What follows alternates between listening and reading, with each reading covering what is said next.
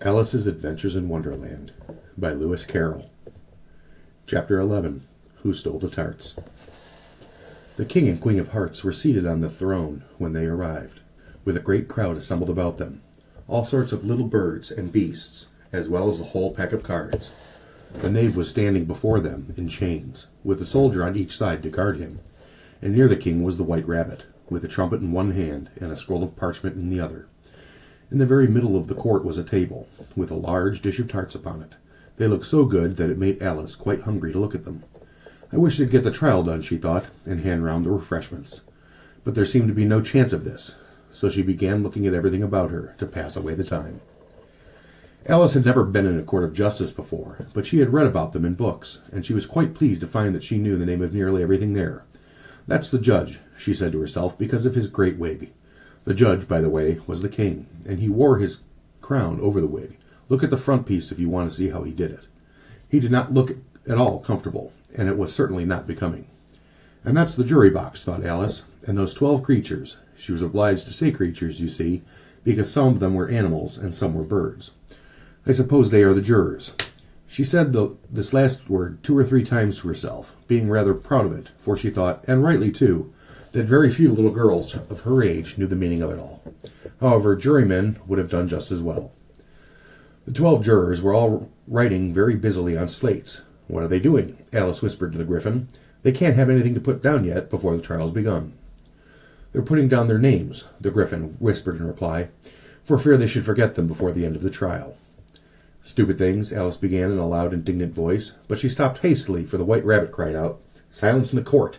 and the king put on his spectacles and looked anxiously round to make out who was talking. Alice could see, as well as if she were looking over their shoulders, that all the jurors were writing down stupid things on their slates, and she could even make out that one of them didn't know how to spell stupid, and that he had to ask his neighbor to tell him. A nice muddle their slates will be before the trial's over, thought Alice. One of the jurors had a pencil that squeaked. This, of course, Alice could not stand, and she went round the court and got behind him, and very soon found an opportunity of taking it away. She did it so quickly that the poor little juror, it was Bill the Lizard, could not make out at all what had become of it. So, after hunting all about for it, he was obliged to write with one finger for the rest of the day, and this was of very little use, as it left no mark on the slate. "Harold, read the accusation," said the king. On this the white rabbit blew 3 blasts on the trumpet, and then unrolled the parchment, and read as follows. "The Queen of Hearts, she made some tarts, all on a summer day. The Knave of Hearts, he stole those tarts, and took them quite away." "Consider your verdict," the king said to the jury. "Not yet, not yet," the rabbit hastily interrupted. "There's a great deal to come before that." "Call the first witness," said the king, and the white rabbit blew 3 blasts on the trumpet and called out, "First witness." The first witness was the Hatter. He came in with a teacup in one hand and a piece of bread and butter in the other. "I beg pardon, your majesty," he began, "for bringing these in, but I hadn't quite finished my tea when I was sent for." "You ought to have finished," said the king. "When did you begin?" The Hatter looked at the March Hare, who had followed him in the court, arm in arm with the Dormouse. 14th of March, I think it was," he said. 15th, said the Dormouse. 16th, said the March Hare. "Write that down," the king said to the jury, and the jury eagerly wrote down all 3 dates on their slates, and then added them up and reduced the answer to shillings and pence. "Take off your hat," the king said to the Hatter. "It isn't mine," said the Hatter. "Stolen!" the king exclaimed, turning to the jury, who instantly made a memorandum of the fact. "I keep them to sell," the Hatter added as an explanation. "I have none of my own, and I'm a Hatter." Here the queen put on her spectacles, and began staring at the Hatter, who turned pale and fidgeted. "Give your evidence," said the king, "and don't be nervous, or I'll have you executed on the spot." This did not seem to encourage the witness at all. He kept shifting from one foot to the other, looking uneasily at the queen, and in his confusion he bit a large piece out of his teacup instead of the bread and butter. Just at this moment Alice felt a very curious sensation, which puzzled her a good deal until she made out what it was. She was beginning to grow large again, and thought that at first she would get up and leave the court, but on second thoughts she decided to remain where she was as long as there was room for her. "I wish you wouldn't squeeze so," said the Dormouse, who was sitting next to her. "I can hardly breathe." "I can't help it," said Alice very meekly. "I'm growing." "You've no right to grow here," said the Dormouse. "Don't talk nonsense," said Alice more boldly. "You know you're growing too." "Yes, but I grow at a reasonable pace," said the Dormouse. not in that ridiculous fashion, and he got up very sulkily and crossed over to the other side of the court. All this time the Queen had never left off staring at the Hatter, and, just as the Dormouse crossed the court, she said to one of the officers of the court, "Bring me the list of singers in the last concert," on which the wretched Hatter trembled so that he shook both shoes off. "Give your evidence," the king repeated angrily, "or I'll have you executed, whether you're nervous or not." "I'm a poor man, your majesty," the Hatter began in a trembling voice, "and I hadn't begun my tea, not above a week or so.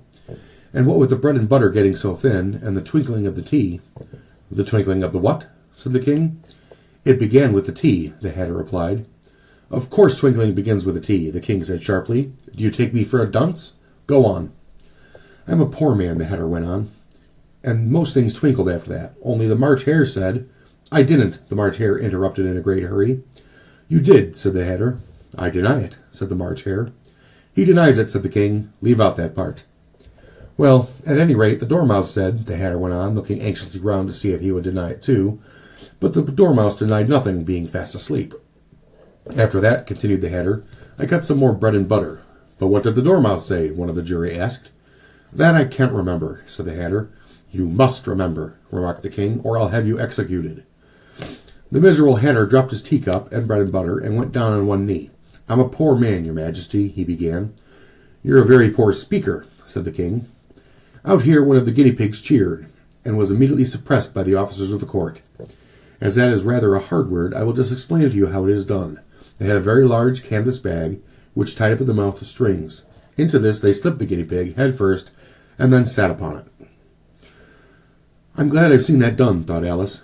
"I've so read often in newspapers, at the end of trials, there were some attempts at applause, which was immediately suppressed by the officers of the court, and I never understood what it meant until now." "If that's all you know about it, you may stand down," continued the king. "I can't go no lower," said the Hatter. "I'm on the floor as it is." "Then you may sit down," the king replied. Here the other guinea pig cheered and was suppressed. "Come, that finished the guinea pigs," thought Alice. "Now we shall get on better." "I'd rather finish my tea," said the Hatter, with an anxious look at the Queen, who was reading the list of singers. "You may go," said the king, and the Hatter hurriedly left the court without even waiting to put his shoes on. "And just take his head off outside," the Queen added to one of the officers, but the Hatter was out of sight before the officer could get to the door. "Call the next witness," said the king. The next witness was the Duchess's cook. She carried the pepper box in hand, and Alice guessed who it was, even before she got to the court. By the way, the people near the door began sneezing at once. "Give your evidence," said the king. "Shan't," said the cook. The king looked anxiously at the White Rabbit, who in a low voice, "Your Majesty must cross-examine this witness." "Well, if I must, I must," the king said with a melancholy air. And, after folding his arms and frowning at the cook till his eyes were nearly out of sight, he said in a deep voice, "What are tarts made of?" "Pepper, mostly," said the cook. "Treacle," said a sleepy voice behind her. "Collar that Dormouse," the Queen shrieked out. "Behead that Dormouse. Turn out that Dormouse out of the court.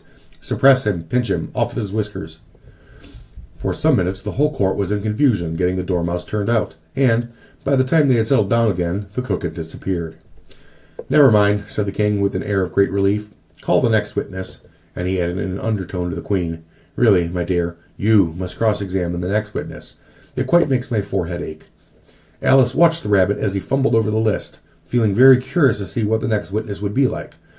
"For they haven't got much evidence yet," she said to herself.